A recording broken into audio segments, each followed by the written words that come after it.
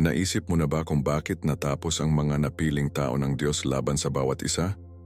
Ang kwento ng paghati ng Israel sa dalawang kaharian ay hindi lamang sinaunang kasaysayan, ito ay isang malakas na espiritual na aralin na nakikipag-usap pa rin sa atin ngayon. Sa Biblia, nabasa natin kung paano itinatag ng Diyos ang isang United Kingdom sa ilalim ni David at Solomon.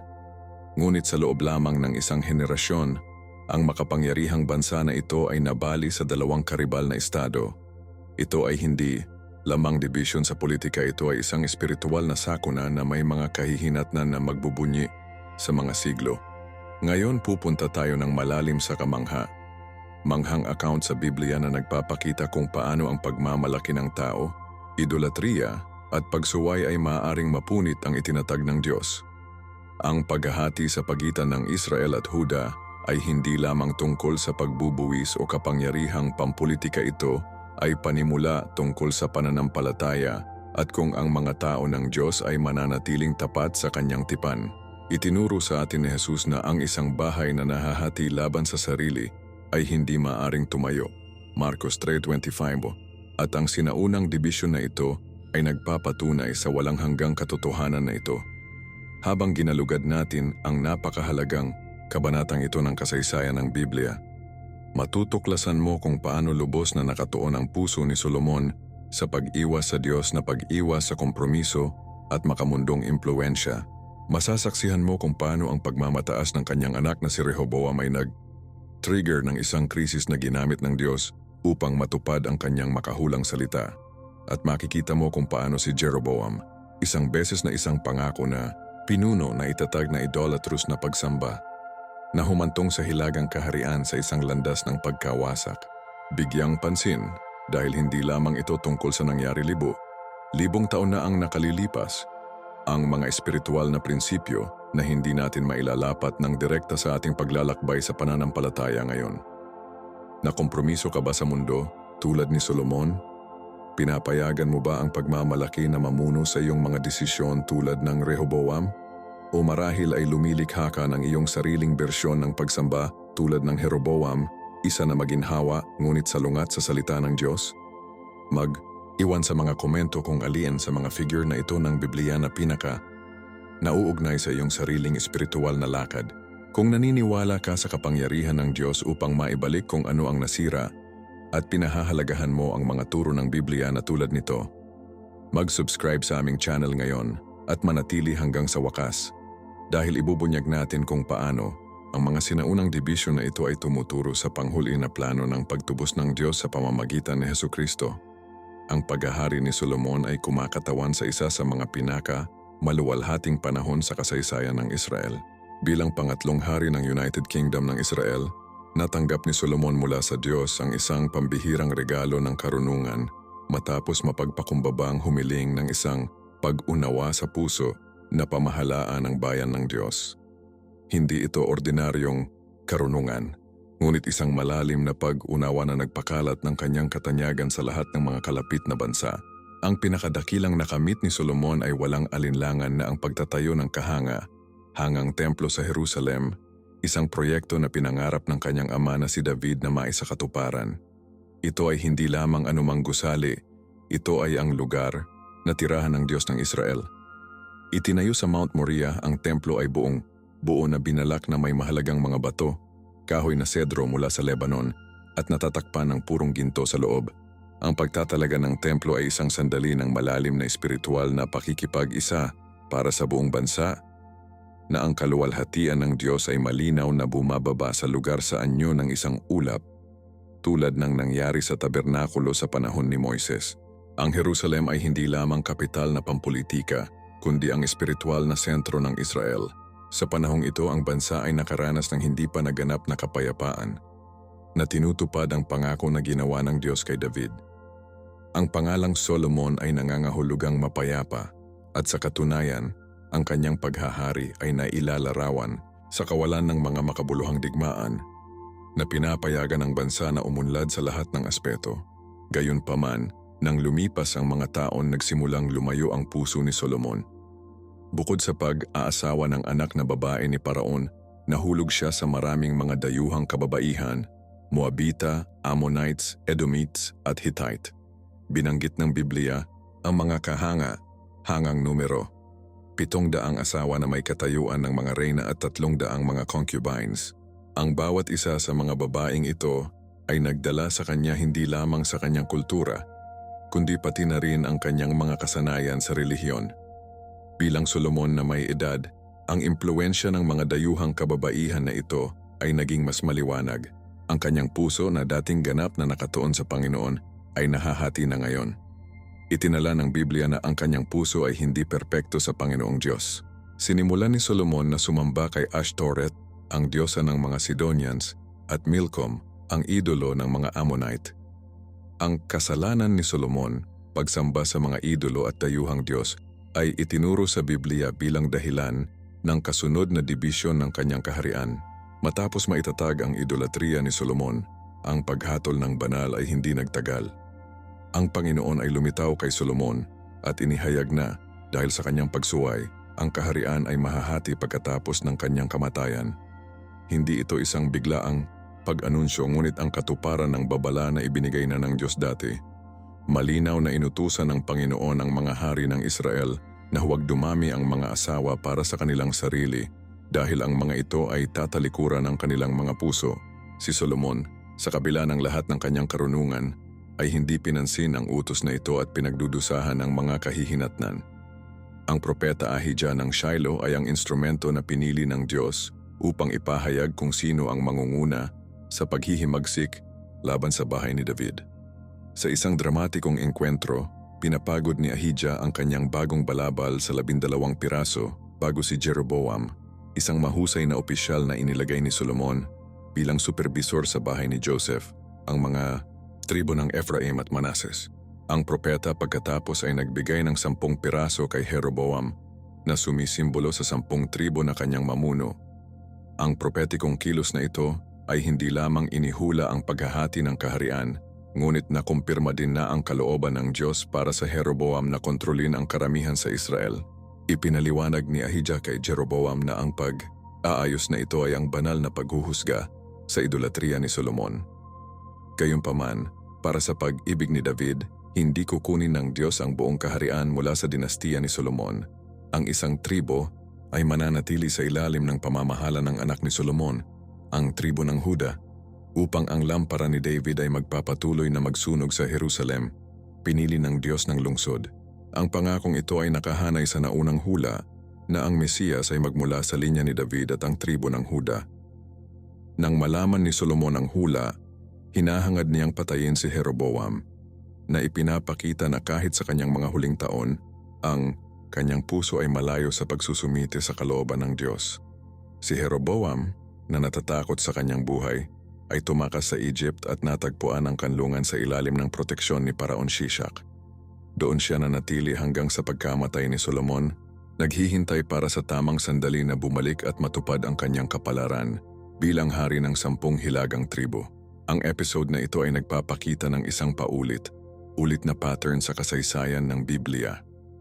Ang Diyos ay madalas na gumagamit ng pagpapatapon bilang isang paraan upang mapangalagaan ang mga napili niya para sa mga layunin sa hinaharap.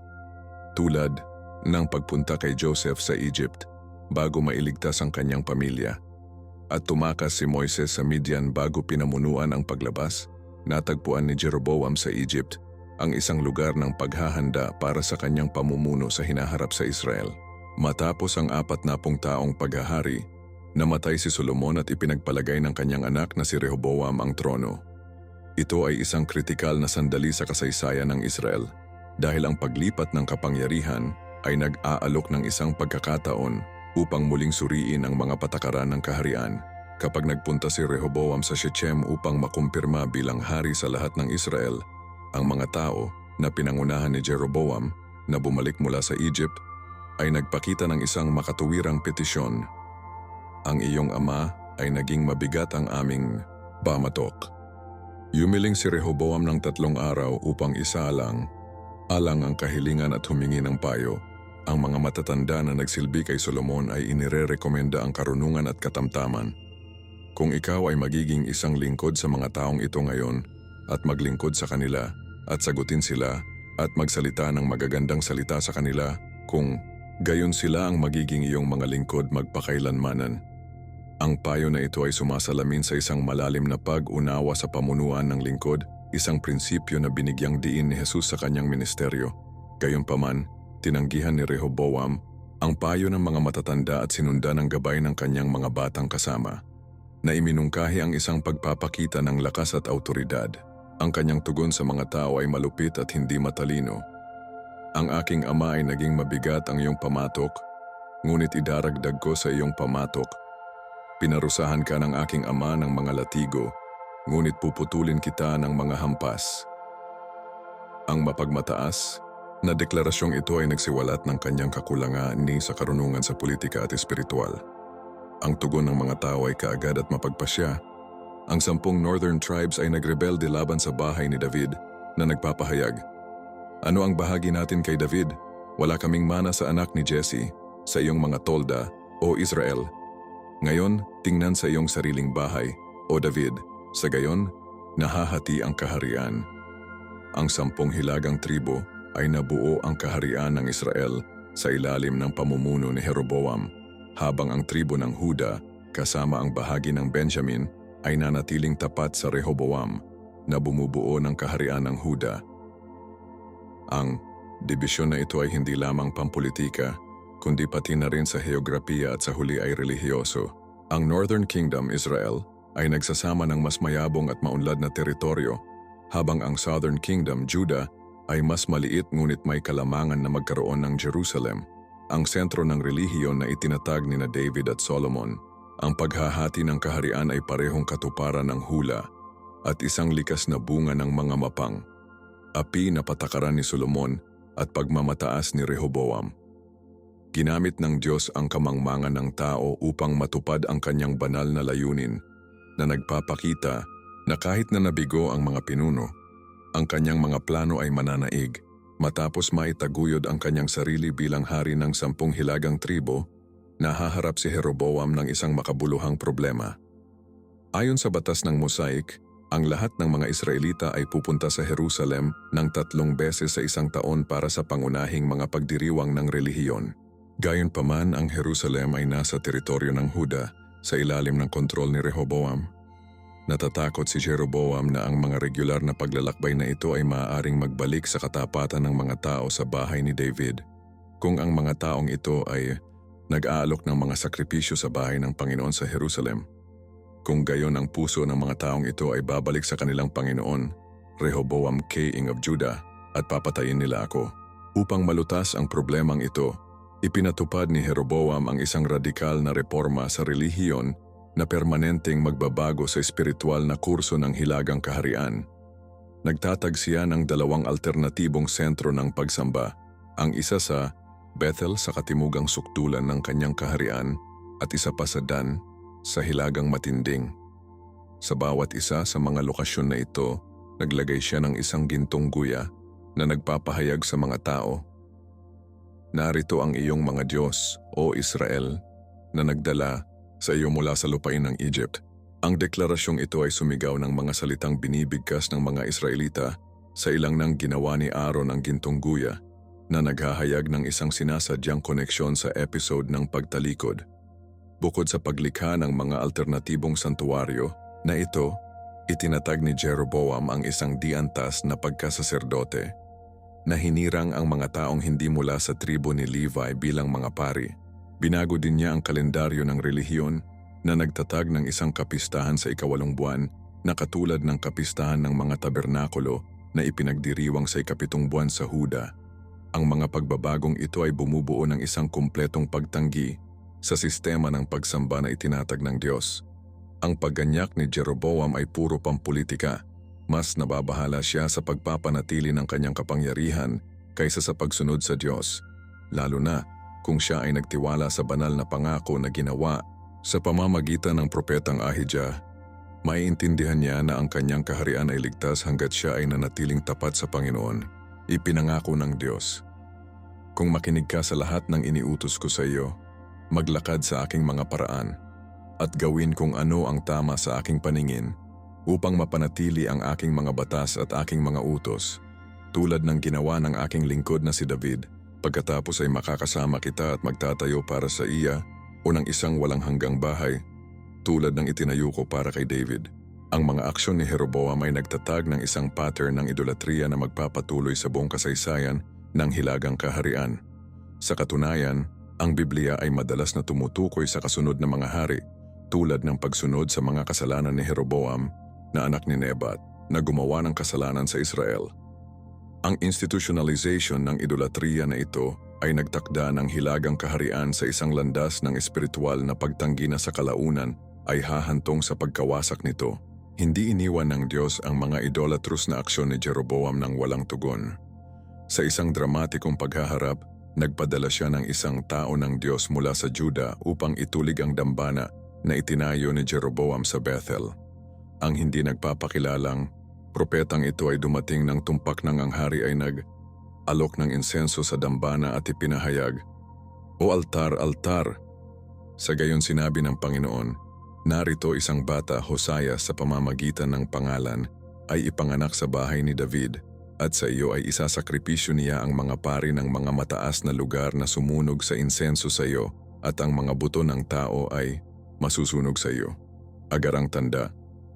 Ito ang tanda na sinasalita ng Panginoon. Tiyak na ang dambana ay maghiwalay at ang mga abo dito ay ibubuhos. Nang marinig ni Jeroboam ang mga salitang ito, inatasan niya ang kanyang kamay at inutusan, "Arestuhin mo siya." Agad na, ang kanyang kamay ay naging paralisado. Hindi may babalik ito. At sabay-sabay na basag ang dambana na pinupuksa ang mga abo na eksaktong nahulaan ng propeta. Nakaharap sa banal na kapangyarihang ito, mabilis na binago ni Jeroboam ang kanyang saloobin. Humingi siya ng propeta, "Mangyaring hilingin ang pabor sa Panginoong iyong Diyos at ipanalangin mo ako upang maibalik sa akin ang aking kamay. Ang tao ng Diyos ay namamagitan at ang kamay ng hari ay naibalik."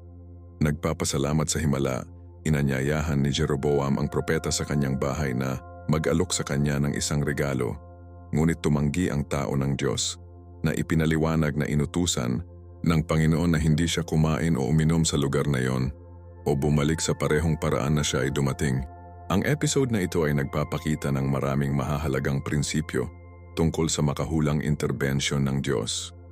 Una, ang Diyos ay madalas na nagpapadala ng mga babala bago magsagawa ng mas malubhang paghuhusga na nagbibigay ng pagkakataon para sa pagsisisi. Pangalawa, mapaghimalang mga palatandaan ay nagsisilbi upang patunayan ang makahulang mensahe at ipakita ang banal na awtoridad. Pangatlo, kahit na hinarap ang supernatural na katibayan ng kapangyarihan ng Diyos, ang mga nakatuon na kasalanan ay bihirang baguhin ang kanilang mga paraan sa isang pangmatagalang paraan. Sa katunayan, sa kabila ng dramatikong ito na nakatagpo sa banal na kapangyarihan, itinala ng Biblia na pagkatapos ng kaganapang ito ay hindi tumalikod si Jeroboam sa kanyang masamang paraan. Ipinagpatuloy niya ang pagsusulong ng pagsamba sa mga gintong guya at pagpapanatili ng mga diantas na mga pari. Ang pagtitiyaga na ito sa paghihimagsik ay nagbuklod ng kapalaran ng kanyang dinastiya at nagtatag ng isang pattern ng pagtalikod na makikilala ang hilagang kaharian hanggang sa pagkawasak nito.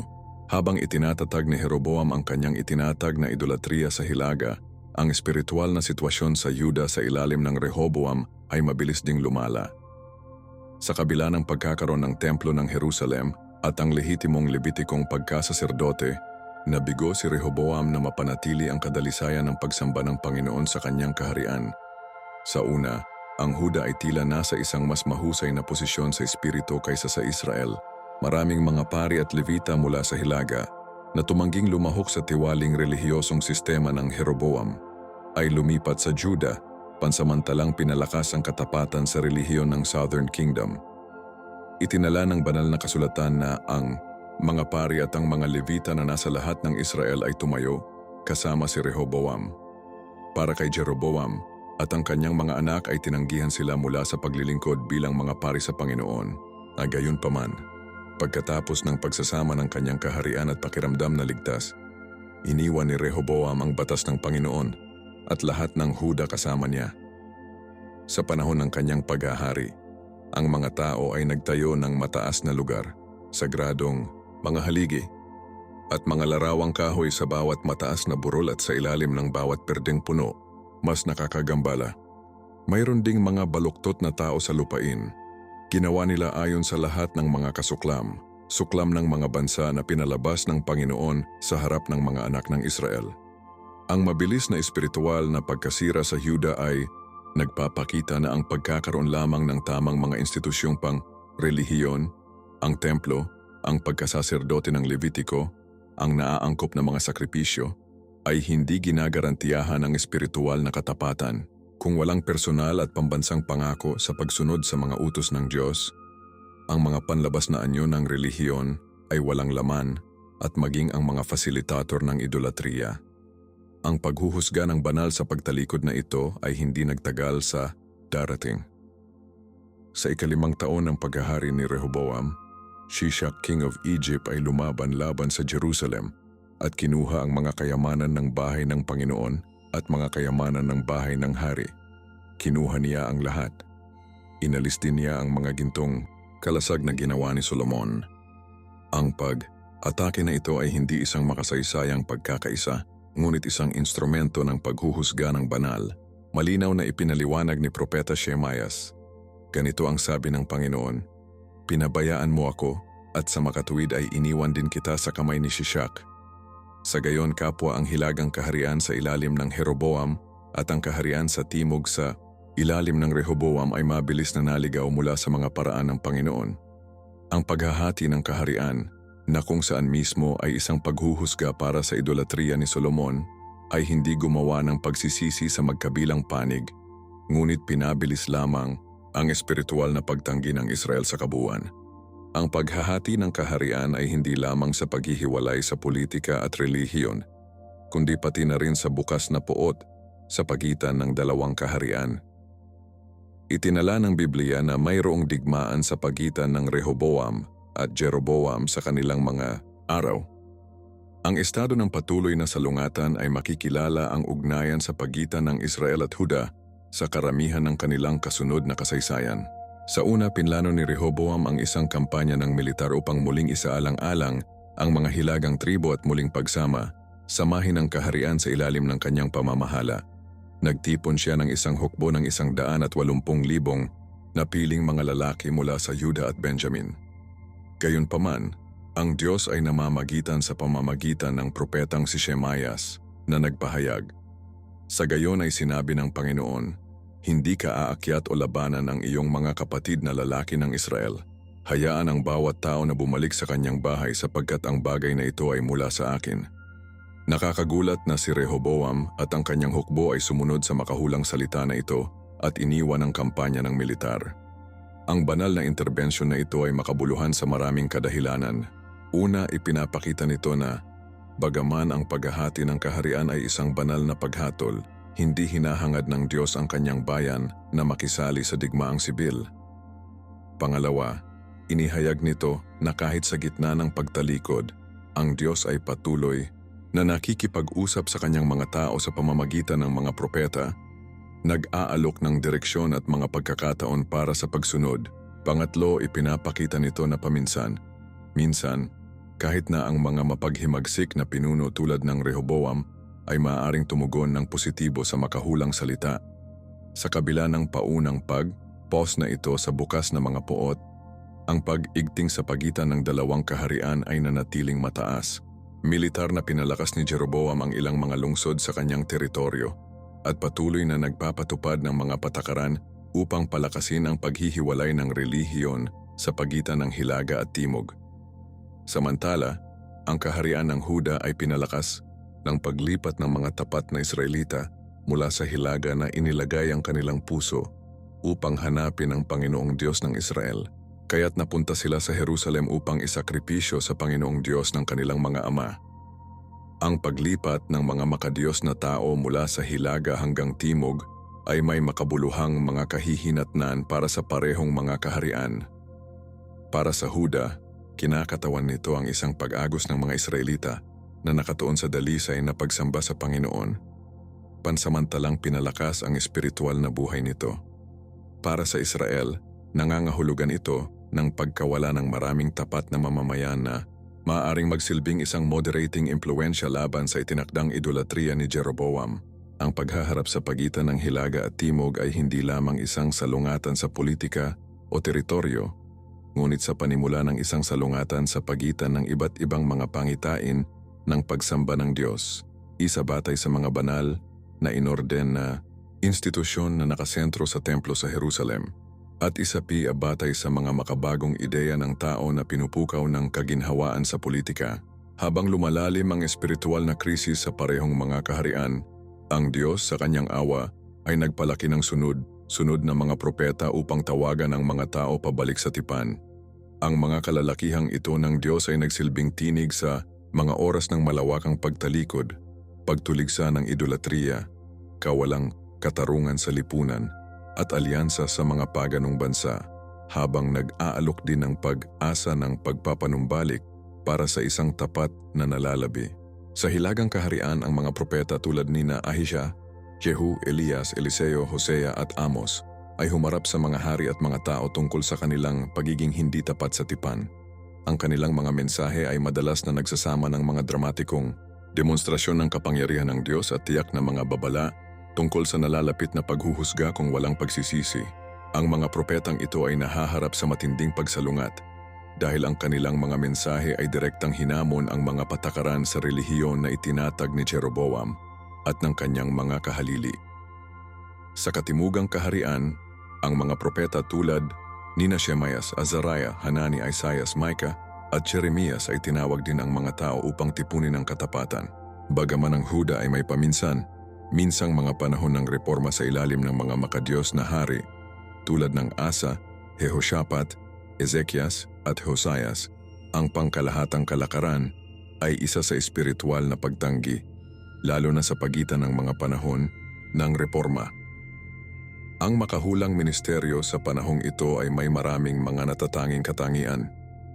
Una, ang mga propeta ay madalas na gumagamit ng mga simbolikong aksyon upang maiparating ang kanilang mga mensahe, tulad ng kapag pinapagod ni Ahijah ang kanyang damit sa 12 piraso upang kumatawan sa paghahati ng kaharian. Pangalawa, hindi sila nag-atubiling direktang harapin ang mga hari kahit na inilalagay nito ang kanilang buhay. Pangatlo, ang kanilang mga mensahe ay patuloy na binibigyang diin na ang tunay na relihiyon ay hindi lamang isang bagay ng mga panlabas na ritual, kundi ng hustisya sa lipunan, awa, at isang tunay na relasyon sa Diyos. Bukod sa pagtuligsa ng kasalanan, pinananatiling buhay din ng mga propeta ang pag-asa ng Mesyas. Nagsalita sila tungkol sa isang hinaharap na araw ng Panginoon kapag ang Diyos ay makikialam sa kasaysayan, hinuhusgahan ang kasamaan, at maitaguyod ang kanyang matuwid na kaharian. Si Isaias lalo na ay binuo ang pangitain ng isang hinaharap na hari mula sa linya ni David na mamuno ng may hustisya at magdadala ng kapayapaan sa universal. Ang makahulang ministeryo sa panahon ng mga nahahati na kaharian ay nagpapakita ng patuloy na awa ng Diyos kahit na sa malawakang pagtalikod. Sa pamamagitan ng mga propeta, patuloy na hinahanap ng Diyos ang kanyang mga tao, na nag-aalok ng mga pagkakataon para sa pagsisisi at pinapanatili ang buhay ng pag-asa ng pagpapanumbalik sa hinaharap. Kabilang sa lahat ng mga propeta na bumangon sa panahon ng mga nahahati na kaharian, si Elias ay nakatayo bilang isang partikular na makapangyarihang figura. Ang kanyang ministeryo ay naganap sa panahon ng paghahari ni Achab at Jezebel sa Hilagang Kaharian, isang panahon ng hindi pa naganap na pagtalikod.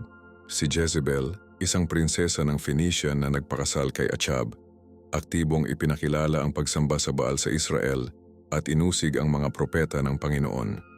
Ang paghaharap sa Mount Carmel ay kumakatawan sa tuktok ng ministeryo ni Elias. Matapos ang 3.5 taon ng tagtuyot, isang banal na paghatol na inihayag ni Elias, hinamon ng propeta ang 400 na mga propeta ni Baal at ang 400 na mga propeta ng Asherah sa isang mapagpasyang pagsubok. Gaano katagal ka sa pagitan ng dalawang opinyon? Kung ang Panginoon ay Diyos, sundan siya, ngunit kung Baal, sundin mo siya. Ang mga tuntunin ng hamon ay simple. Ang bawat panig ay maghanda ng isang sakripisyo, ngunit hindi magaan ang apoy. Ang Diyos na sumasagot sa apoy, siya ay Diyos. Tinanggap ng mga propeta ni Baal ang hamon at ginugol ang buong umaga na sumisigaw, "O Baal, sagutin mo kami." Sumayaw sila, sumigaw, at pinutol ang kanilang mga sarili ng mga kutsilyo at lances, ngunit walang tinig, walang sumagot, walang nagbigay pansin. Nang dumating ang kanyang pagliko, itinayo muli ni Elias ang dambana ng Panginoon na may 12 bato na kumakatawan sa 12 tribo ng Israel, isang simbolikong paalala ng mahahalagang pagkakaisa ng mga taong tipan sa kabila ng dibisyon sa politika. Naghukay siya ng isang kanal sa paligid ng dambana, inayos ang kahoy at sakripisyo, at pagkatapos ay inutusan na ibuhos ang tubig sa lahat hanggang sa mapuno ang kanal. Ang dramatikong pagkilos na ito ay nagsilbi upang malis ang anumang hinala ng trickery at palakasin ang himala na malapit ng darating. Pagkatapos ay nanalangin si Elias, "Panginoong Diyos ni Abraham, Isaac at Israel, ipaalam sa araw na ito na ikaw ay Diyos sa Israel at ako ang iyong lingkod at na ginawa ko ang lahat ng mga bagay na ito sa iyong salita. Pakinggan mo ako, o Panginoon, pakinggan mo ako, upang malaman ng mga taong ito na ikaw ang Panginoong Diyos at na ibinalik mo ang kanilang mga puso sa iyo muli."